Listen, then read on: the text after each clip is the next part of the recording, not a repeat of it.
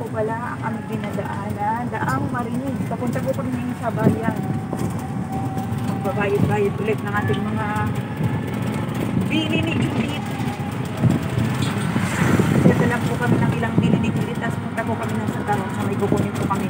Kasama ko po ang aking panganing na anak, ang aking videographer for today. Ang panganing na anak na si Ian Israel. Hello po! Hello!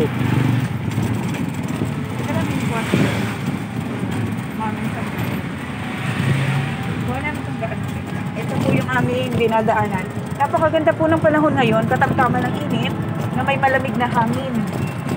Pero ito yung nakakaitim at nakakasipon kasi naghalo yung init at lamig. Kaya karamihan sa mga bata ngayon ay may ubo at sipon. Yung iba pa nga ay nilalagnat. Pero common colds lang po yun.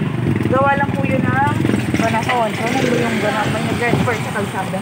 Ano po na nag-refer? Kuha na rin. Ayan po.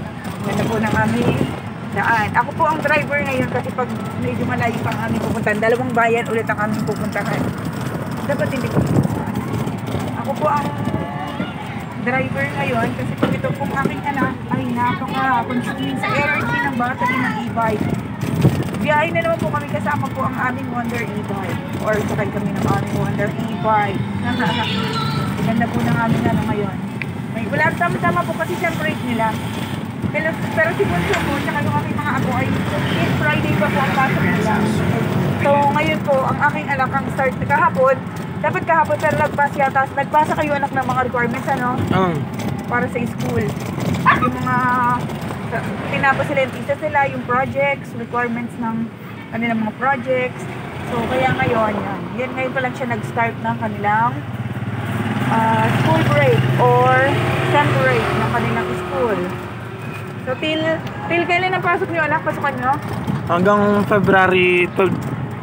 Ang haba po ng kanilang bakasyon sa February 12 pa po ang resume ng kanilang classes. So makakatulong-tulong ko po siya at magiging videographer ko po siya. Medyo makakalakad-lakad po kami. Sarado nga lang ang tindahan. Kasi wala naman masyadong tao. Settle ko muna to kasi may penalty. Ito at hindi maganda ang nalalagpasan tayo ni Judith. Kasi alam nyo na, ang buhay ay ikot-ikot lang, parang gulong. Kaya kailangan handa tayo.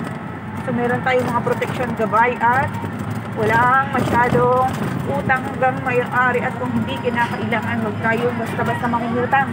Kayo lang guys, no? Ang daling mangutang, pero pag babayaran mo natin, isipin mo, at para saan ang uutangin mo? In good purpose ba? Or with benefits ba? Makakatulong kaya ka nangutang? Or mas makakabigat pa sa'yo in the future? So yan po yung isa sa mga paalala at payo ko.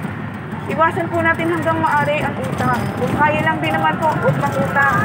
Pero kung gagamitin po sa business, papatubuan in return ay much greener at better, okay lang po yun. Basta in moderation or in moderate system, yung hindi po tayo nangungutang ng sobra-sobra na hindi na natin kayang bayaran or masasacrifice naman yung iba nating mga daily finances and expenses. So, kayong kapatid, kayong mommy, kayong mom and son, iwas-iwas po tayo sa utang, matakot po tayo sa obligasyon na hindi naman kailangan kung pwede lang. Kasi tatama rin na tayo magtrabaho, andyan na mai-stress tayo kasi minsan may mga unwanted expenses tayong dumarating. Minsan katulad niya, halimbawa kahit sabihin yung public ang anak mo, biglang may contribution, o biglang may bayarin, o biglang may kailangan sa school, o diba? At least, kahit paano, may ready ka, may backup. At tayo, dapat mga mami, kahit paunti-unti or maliit na halaga, magtatago po tayo. Halimbawa, ito para sa mga school fees na hindi, kahit wala pa, at least meron kang ready. Huwag niyo po yung gagalawin. Maglit yun sa isip niyo na may pera kayong extra. Kasi, iba yung purpose nun. Tapos, konting alak din kayo ng kaunti for emergency.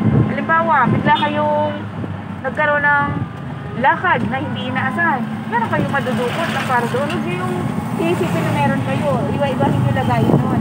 At merong sulat dapat or taguan na kung para saan yun. Kasi pagka kabiglaan na mahirap maghanap ng mauutangan, mahirap mangutang, nakakahiya.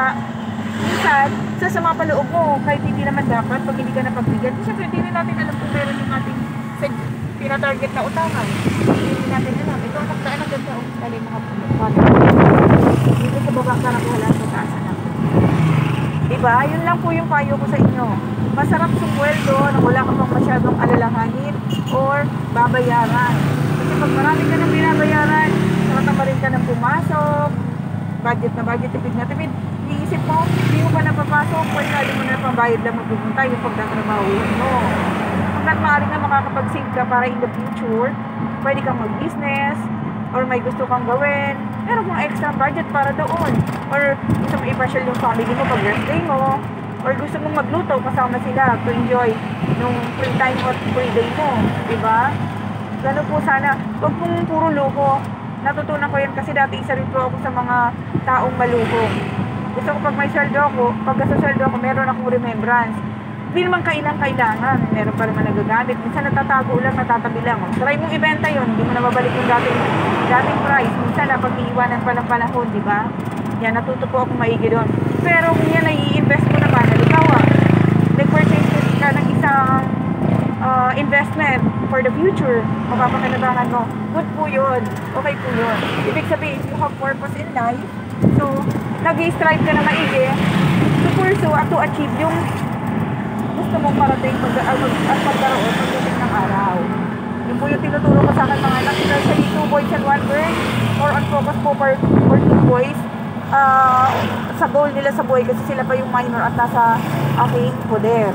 So, ganyan po dapat yung ating mga mindsetting sa mga bata. Mindset ba? Paminsan mindset ba? Dapat medyo yung bata aware din sa budgeting.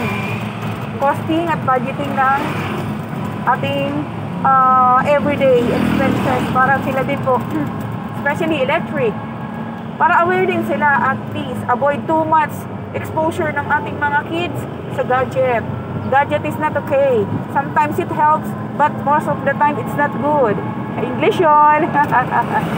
Minsan. So yun lang po muna mga mami. Putulin po muna namin ang mga videos namin ba din sa unahan. So ano lang nagpuputol po sila ng mga extra puno sa daan. Eto po, ganda ko naman ito. Ikot mo ng ganda. So, yan, mga truck. Ito, na-traffic po tayo dito ba sa bayan. Pinutol mo na ba? Hindi pa. Ayan po. Hanggang dito na lang po muna, mamaya ulit.